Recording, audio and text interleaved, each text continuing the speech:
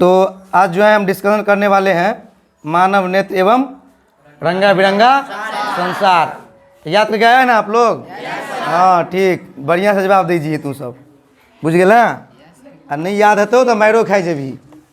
चल बता, वर्ण विक्षेपण में किस वर्ण का सबसे अधिक विचलित होता है? हाँ, सबसे अधिक जो वर्ण विक्षेपण होता है वो किस रंग का होता है? बैगनी रंग का होता है। किसका होता है? अब बताओ तो सबसे कम किसका होगा? लाल का। सबसे कम किसका होगा? लाल का। बहुत बढ़िया। अच्छा, रेलवे के सिग्नल का प्रकाश लाल रंग का ही क्यों होता है? क्या होता है? हाँ, क्योंकि तरंग दैर्घ्य अधिकतम होता है, मतलब अधिक होता है तरंग दैर्घ्य, और तरंग दैर्घ्य अधिक होगा तो क्या होगा? हमें बहुत दूर से ही दिख जाएगा। इसलिए हम लोग क्या करते हैं, रेलवे के जो सिग्नल होता है ना, या कोई भी खतरा का जो सूचक होता है, उसमें हम लोग किसका प्रयोग करते हैं? लाल रंग का। किसका? लाल रंग का। चलो बहुत बढ़िया। अब बताओ, श्वेत प्रकाश के विभिन्न वर्णों में विभक्त होने की घटना को क्या कहते हैं? हाँ, प्रकाश का। हाँ, प्रकाश देखो, श्वेत प्रकाश में 7 रंग होता है, और जब उसको हम प्रिज्म से गुजारते हैं ना, तो वो क्या होता है? अपने 7 रंगों में विभक्त हो जाता है। उसी को हम लोग क्या बोलते हैं? प्रकाश का वर्ण विक्षेपण बोलते हैं। ठीक, बहुत बढ़िया। अब आगे देखते हैं। अच्छा, प्रकाश का प्राथमिक वर्ण है। हाँ, इनमें से सभी का मतलब यहाँ पे हो गया कि नीला, हरा और लाल। नीला, हरा और लाल जो है ना, इसको हम लोग प्रकाश का प्राथमिक वर्ण बोलते हैं। ठीक है, चलो आगे है। क्या कारण है कि अंतरिक्ष यात्री को आकाश नीले की अपेक्षा काला दिखता है? क्योंकि वायुमंडल एवं प्रकीर्णन का न होना।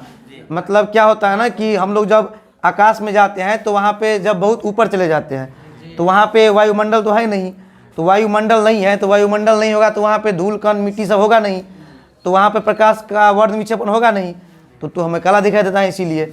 और कुछ ऊपर में अभी हमको यहाँ से इसलिए दिखाई देता है नीला, क्योंकि यहाँ पे होता क्या है कि वायुमंडल में जो छोटा छोटा धूल कण सब है, ठीक है, या अनेक गैसों का मिश्रण है, उस कणों से क्या होता है, जब श्वेत प्रकाश टकराता है ना, तो क्या होता है, उसमें जो उपस्थित जो बैगनी रंग है, बैगनी और जो नीला है, वो सब क्या होता है, प्रकीर्णन हो जाता है। ठीक है, इस कारण से क्या होता है, हमें नीचे से तो आकाश नीला दिखाई देगा, लेकिन जब ऊपर जाएंगे और वायुमंडल नहीं रहेगा तो किसी प्रकाश का वर्ण विक्षेपण होगा ही नहीं, प्रकाश का प्रकीर्णन होगा ही नहीं, और जब प्रकाश का प्रकीर्णन नहीं होगा तो हमें आकाश काला दिखाई देगा। ठीक। अच्छा, अबिंदुकता दूर करने के लिए किस प्रकार के लेंस का व्यवहार किया जाता है? कौन सा लेंस? Cylindrical lens. कौन सा लेंस? सिलिंड्रिकल है, मतलब सिलेंडर वाला लेंस जो होता है, सिलेंडर जैसा, ठीक है, बेलनाकार जैसे जिसको बोलते हैं, वैसे करके। ठीक। एक लेंस की क्षमता +5D है, यह किस प्रकार का लेंस है? कौन सा लेंस? उत्तल लेंस। ठीक। निम्नलिखित में स्पष्ट दर्शन की न्यूनतम सेंटीमीटर की दूरी कौन है? हाँ, 25 सेंटीमीटर। इसका मतलब ये हो गया कि हम किसी वस्तु को जो है ना 25 सेंटीमीटर के नज़दीक से ज़्यादा नज़दीक से नहीं देख पाएंगे, कम से कम 25 सेंटीमीटर होना चाहिए। ठीक है, उससे नज़दीक लाएंगे तो नहीं देख पाएंगे। ठीक। अच्छा, किस लेंस की क्षमता 1D होती है? उत्तल लेंस की। ठीक। अच्छा, एक व्यक्ति अपनी आंखों के दोष दूर करने के लिए अवतल लेंस लगे चश्मे का व्यवहार करता है, उसकी आंखों में दृष्टि दोष है। कौन सा दोष? निकट दृष्टि दोष। ठीक। एक स्वस्थ आंख के लिए दूरबिंदु होता है। हाँ, स्वस्थ आंख के लिए दूरबिंदु अनंत होता है, और निकट बिंदु 25 सेंटीमीटर। ठीक। आंख में जाने वाले प्रकाश की तीव्रता को नियंत्रित करता है। हाँ, आंख में जो हमारा तीव्रता से जो प्रकाश जाता है उसको कौन नियंत्रित करता है? पुतली नियंत्रित करता है। ठीक है। मानव नेत्र के लिए दृष्टि का अस्थायित्व होता है 1/16 सेकेंड। 1/16। इसका मतलब ये हुआ कि हम जब किसी वस्तु को देखते हैं ना, मुड़ जाते हैं, तो 1/16 सेकेंड तक उसका फिगर जो हमारे आँख में बना रहता है। ठीक है, ये हुआ इसका मतलब। ठीक। इसके बाद हम लोग देखेंगे कि 2D क्षमता वाले लेंस का फोकसांतर होता है 50 सेंटीमीटर। कितना? 50 सेंटीमीटर। एकदम ठीक है। समान दृष्टि के वयस्क के लिए दर्शन की अल्पतम सेंटीमीटर दूरी होती हैं? ये बार बार आ गया क्वेश्चन, ठीक है। नेत्र लेंस के पदार्थ का अपवर्तनांक लगभग होता है 1.396, ठीक है। ठीक, और देखते हैं, नेत्र गोलक की त्रिज्या बढ़ जाने से आंख में उत्पन्न दोष होता है? कौन सा? निकट दृष्टि दोष। अच्छा, क्या बोले हैं अभी हम? हम अभी बोले हैं कि नेत्र गोलक की त्रिज्या बढ़ जाने से आंख में उत्पन्न दोष होता है, तो निकट दृष्टि दोष। लेकिन अगर हम ये बोले कि नेत्र लेंस की फोकस दूरी बढ़ जाने से आंख में उत्पन्न दोष होता है, तो क्या होगा?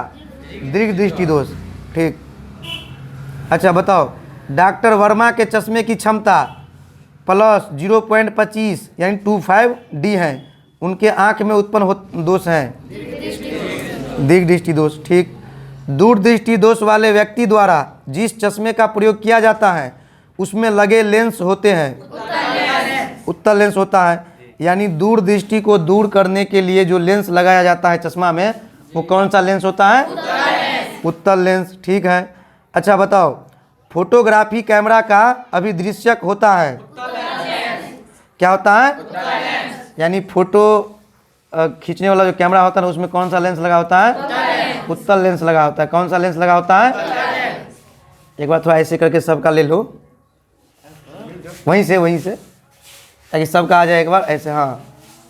फिर सीधा कर देना, हाँ करो, कर दो, क्या करो, ठीक, बिल्कुल। अब इधर एक बार, इधर,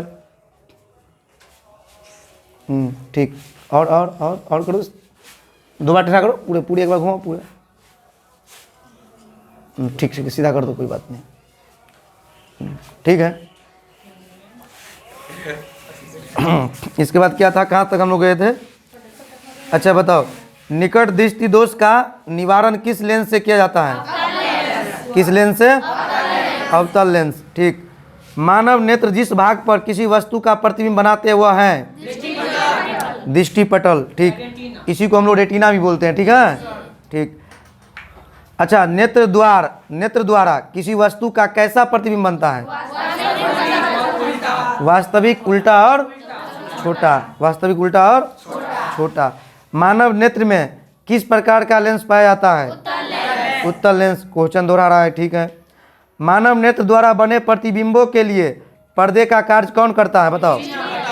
दृष्टिपटल यानी रेटिना, ठीक है, बहुत बढ़िया, बहुत अच्छे।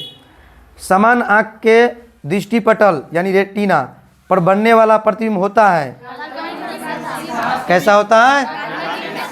काल्पनिक होता है। अकाल्पनिक होगा तो सीधा होगा ही, सही बात है।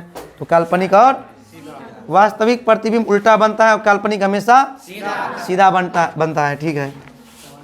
अच्छा बताओ, 10 मीटर फोकसांतर वाले किसी अवतल लेंस की क्षमता कितनी होगी? -10D। डी का मतलब डायोप्टर, सही है।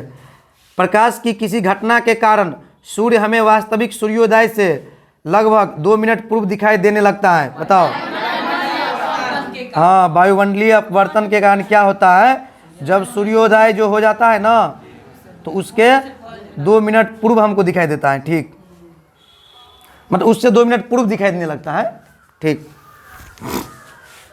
निकट दृष्टि दोष वाले मनुष्य के चश्मे में होता है कौन सा लेंस? अवतल लेंस।